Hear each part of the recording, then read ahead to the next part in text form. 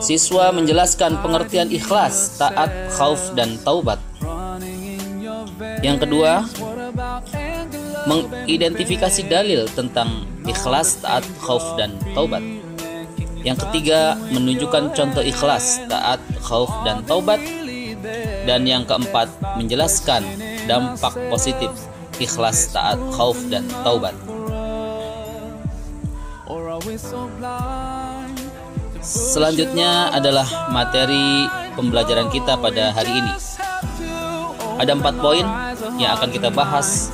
Yang pertama mengenai taat, yang kedua ikhlas, yang ketiga khauf, dan yang keempat taubat. Adapun mengenai taat,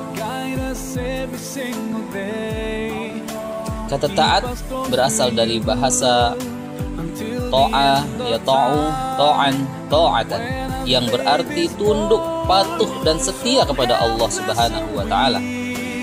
Sedangkan secara istilah, taat adalah mentaati segala peraturan yang berlaku. Sehingga taat kepada Allah berarti patuh kepada perintah dan aturan-aturan Allah dalam sehari-hari. Allah Subhanahu wa Ta'ala berfirman dalam Quran surah An-Nisa ayat 59.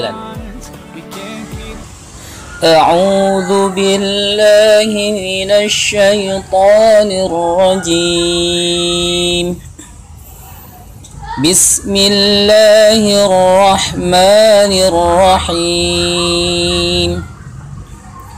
Ya ayyuhalladzina amanu atii'u Allah wa atii'ur rasul wa ulil amri minkum fa in tanaza'tum fi syai'in farudduhu ila Allah war rasul farudduhu ila Allah war rasul in kuntum tu'minuna billahi wal yawmil akhir dzalika khairun wa ahsanu ta'wila.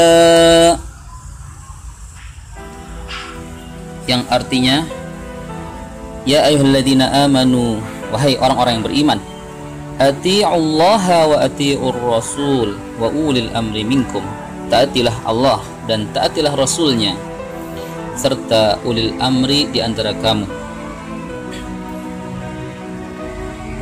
Berdasarkan Quran surah An-Nisa ayat 59 tersebut, maka perintah ketaatan itu terbagi menjadi 3. Perintah taat kepada Allah Subhanahu wa Ta'ala. Selanjutnya Ar-Rasul, Rasulullah Muhammad sallallahu alaihi wasallam, dan yang terakhir kepada ulil amri atau para pemimpin. Selama para pemimpin tersebut tidak menyuruh atau memerintahkan kepada maksiat. Kita kembali kepada materi. Selanjutnya mengenai ikhlas.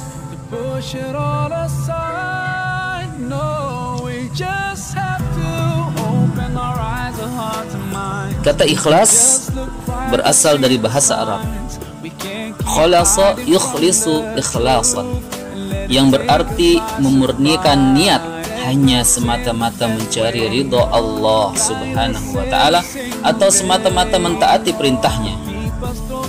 Sedangkan secara bahasa, ikhlas berarti bersih, murni, jernih, dan tidak bercampur. Setelah berbentuk atau dibentuk menjadi ikhlas, kata ini berarti membersihkan dan memurnikan. Menurut istilah atau terminologi, pengertian ikhlas adalah memurnikan niat beramal semata-mata mengharapkan ridho Allah Subhanahu wa Ta'ala.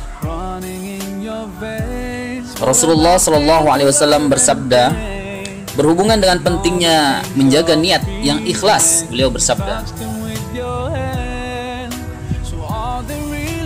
innamal a'malu binniyah wa fi riwayatin binniyat wa innama likulli imri'in ma nawa.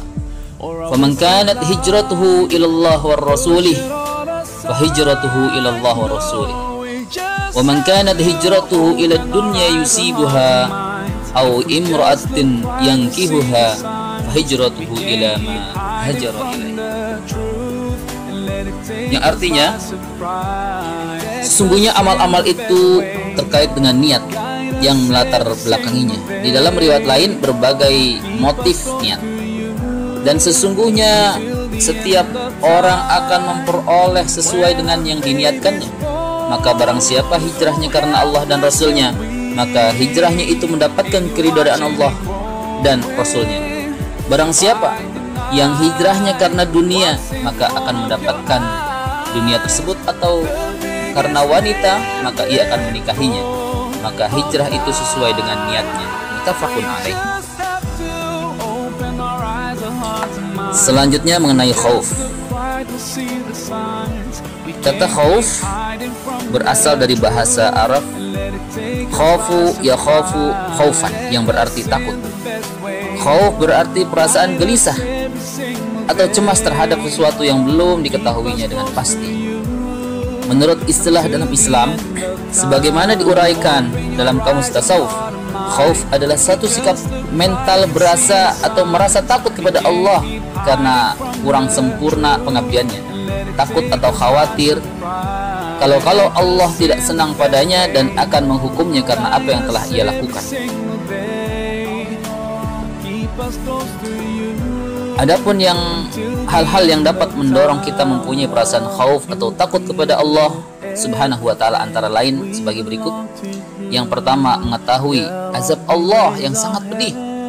Yang kedua, mengetahui keagungan Allah Subhanahu wa taala. Dan yang ketiga, mengingat kematian. Adapun materi kita yang terakhir adalah taubat. Kata taubat berasal dari bahasa Arab taba yatubu taubatan, yang berarti kembali menyesali perbuatan dosa yang telah dia lakukan. Sebagai manusia biasa, bukan malaikat ataupun bukan nabi yang mempunyai sifat maksum atau terjaga dari perbuatan dosa. Secara langsung atau tidak langsung, sengaja ataupun tidak sengaja, kerap kali akan bersinggungan dengan yang namanya kesalahan atau dosa. Beruntung sebagai seorang muslim, Allah Subhanahu wa taala telah memberikan jalan selebar-lebarnya untuk memperbaiki kesalahan tersebut melalui sebuah pintu yang disebut dengan taubat.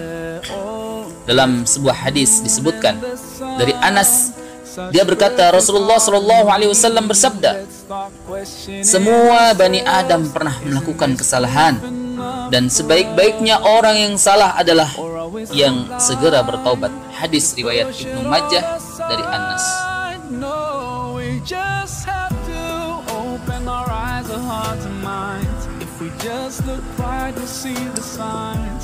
Firman Allah Subhanahu wa taala dalam Quran surah At-Tahrim ayat 8, A'udzu billahi minasy syaithanir rajim.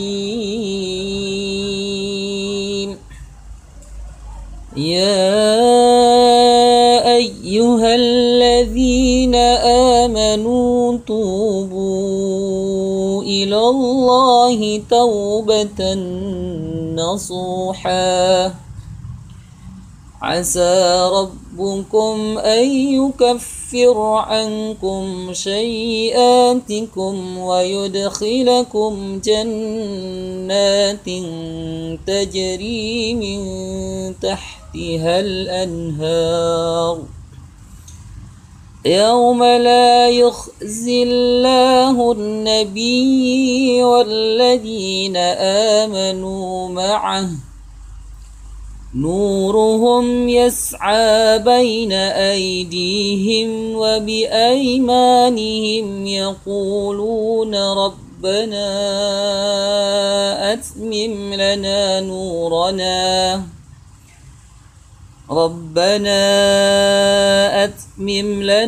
نورنا واغفر لنا إنك على كل شيء qadir, yang artinya, wahai orang-orang yang beriman, bertaubatlah kepada Allah dengan taubat yang semurni-murninya. Mudah-mudahan Tuhan kamu menghapuskan kesalahan-kesalahan dan memasukkan kamu ke dalam surga yang mengalir di bawah sungai-sungai. Pada hari ketika Allah tidak mengecewakan Nabi dan orang-orang yang beriman bersama dengannya, sedang cahaya mereka memancar di hadapan dan di sebelah kanan mereka, sambil mereka berkata, "Ya Tuhan kami, sempurnakanlah untuk kami cahaya kami dan ampunilah kami, sungguh Engkau Maha Kuasa atas segala sesuatu." Selanjutnya ialah hikmah dari materi pembelajaran taat, khauf, tobat. Mengenai taat, hikmahnya kita memperoleh kepuasan batin karena telah mampu melaksanakan salah satu kewajiban kepada Allah dan Rasul-Nya. Yang kedua, ikhlas. Hikmahnya memperoleh kepuasan batin karena merasa bahwa kebaikan yang dilakukan sesuai dengan kehendak Allah yang menyuruhnya. Mengenai khauf, hikmahnya adalah dapat menjaga kerutinan perbuatan baik karena belum yakin bahwa kebaikan yang telah lalu diterima oleh Allah dan diridhai oleh Allah Subhanahu wa taala. Dan yang terakhir, mengenai taubat, ialah dapat memperoleh kembali jalan yang benar, yaitu Islam, setelah menempuh jalan yang sesat karena perbuatan dosa yang telah kita lakukan. Selanjutnya, seseorang yang bertobat dengan sungguh-sungguh akan memperoleh ketenangan batin, insya Allah. Demikianlah pembelajaran interaktif kali ini.